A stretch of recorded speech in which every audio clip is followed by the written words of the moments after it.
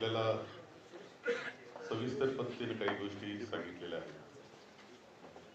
काल आम्ही केंद्रीय निवडणूक आयोगाचे सीओ त्यांना आम्ही भेटलो. आज राज्य निवडणूक आयोगाला भेटलो.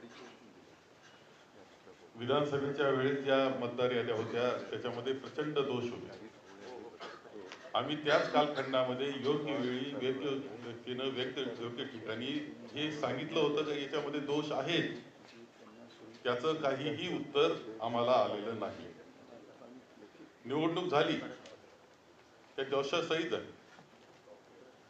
असे काही दोष का जे माननीय जयंतरावांनी सांगितलं की 20,000 मतदार हे बाहेरून आणून मी मतदान करून घेतलं, हे आता आमदार सांगतायत, असे दोष आहेत. काहींचे नाव वगळले गेले, काहींचे परत परत नाव ते दिसत आहेत, पण ते चुकीचे आहेत. एका घराच्या नावावर अनेक आहेत.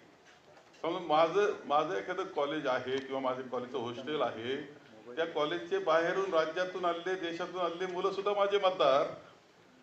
असं होणार असेल, निवडणूक आयोग ते मान्य करून घेणार असेल आणि ते बी शेवटच्या क्षणापर्यंत, आणि ही तक्रार करून त्याची दखल नाही अशी अवस्था, या असे अनेक घोटाळे घेऊन ही मतदार यादी विधानसभेची होती. आता ती खरं जे विधानसभेची निवडणूक झाल्यानंतर 1 जुलैला तुम्ही आता या राज्य आयोगाला दिलेली, त्या अगोदर कोणतंही पुनर्विलोकन जे असतं ते 6-7 महिन्यामध्ये करण्यात आलेलं नाही. कोणत्या दुरुस्त्या करण्यात आलेल्या नाही. पुन्हा नवीन नावं नोंदण्याकरताची मोहीम करण्यात आली नाही. आणि त्यामुळे सगळ्या दोषासहित 1 जुलैला ती मतदार यादी ही राज्य आयोगाला दिलेली आहे.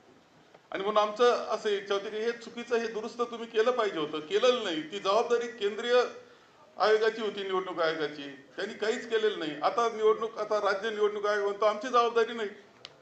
आता ह्या घोळामध्ये तशी त्या दोषी असलेली पूर्णपणे यादी ही मतदानाला जाणार आहे, निवडणुकीला सामोरं जाणार आहे. ही काही निकोप निवडणूक आहे असं मानण्याचं कारण नाही. यामुळे हे खरं आहे की माननीय राहुलजी गांधी यांनी हे विषय देश पातळीला घेतलेले आहेत. त्याच्यात महाराष्ट्राचा उल्लेख त्यांनी केलेला आहे. आणि त्या मांडत असताना जो मुद्दा माननीय जयंतरावांनी मांडला की हे कुणीतरी दुसरे ज्यांचे पासवर्ड दुसरीकडे दिलेले आहेत ते हे सगळं हँडल करतायत ऑनलाईन पद्धतीनं, असं सुद्धा दिसतंय. हे पुराव्यासह माननीय राहुलजींनी दाखवलेलं होतं. ही वस्तुस्थिती, याच्यावर निवडणूक आयोग उत्तर सुद्धा द्यायला तयार नाही अशी अवस्था आहे. आणि म्हणून आम्ही या बाबतीत केंद्रीय निवडणूक आयोग आणि राज्याचा निवडणूक आयोग या दोघांनाही भेटलो, एकत्रित बैठक केली, परंतु आमचं काही समाधान त्यामध्ये झालेलं नाही.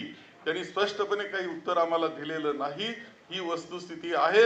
आणि हे सगळं घेऊन आम्ही निवडणुकीला, स्थानिक स्वराज्य संस्थेच्या निवडणुकीला सामोरं जाणं हे अत्यंत चुकीचं आहे. आणि हे माझ्या मते जनतेला सुद्धा मान्य नाही झालं पाहिजे. निकोप निवडणूक हा आपला पाया आहे लोकशाहीचा, तोच उद्ध्वस्त करण्यास निघालेला आहे. याच्यामध्ये पूर्णपणे राजकीय हस्तक्षेप असले पाहिजे असं आम्हाला वाटतंय. आणि म्हणून आम्ही ही भेट आम्ही घेतलेली आहे.